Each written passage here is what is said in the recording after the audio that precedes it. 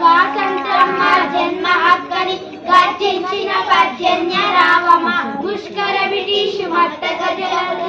అడలెత్తించిన అంకుశమ సవరావధిలో సహోదరులకి అండగా నిలిచిన